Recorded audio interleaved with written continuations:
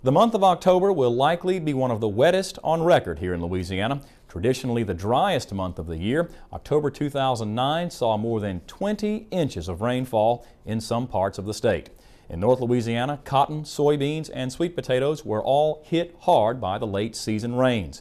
In some parts of northeast Louisiana, cotton is still in the fields, a rare sight this time of year. Some late planted soybeans are also underwater by the abnormally high levels of rainfall that left fields flooded and rivers and tributaries at or near flood stage. It's not unusual to see a blue heron in one of Louisiana's scenic waterways, only this waterway is a soybean field. Here off Highway 847 in Caldwell Parish, waterfowl hover over a soybean field that covers more than 100 acres. It's been flooded by backwater from the Ouachita River, which has been at nearly 55 feet here at the bridge leading into the town of Columbia. High water is taking a massive toll on crop quality right now. Soybeans can only take so much standing water before they begin to rot inside the pod. And as quality degrades, so do yields. I'd say the quality on the beans is probably affected 60 to 70%. The high river levels have caused water to back flood into areas that haven't flooded in Louisiana since the Great Flood of 1927. High water levels now could have disastrous results come spring.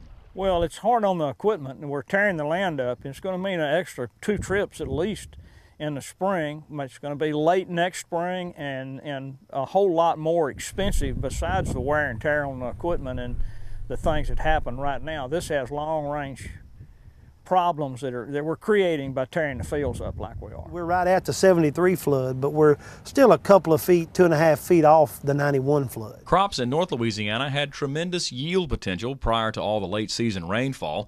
2+ bale per acre cotton and 55 bushel per acre soybeans. Now, says County Agent Jim McCann, some farmers will be lucky to salvage what they can. I would say a 60 to 80% loss on quality wouldn't be too far-fetched. We have a few hundred acres of rice here in Caldwell, and some of that will not even be harvested. It's these kinds of disasters that will undoubtedly have farmers looking to Washington for some help. Last week, Louisiana Commissioner of Agriculture and Forestry, Dr. Mike Strain, requested a federal disaster declaration for Louisiana parishes where crops were flooded. And the information is in Washington today.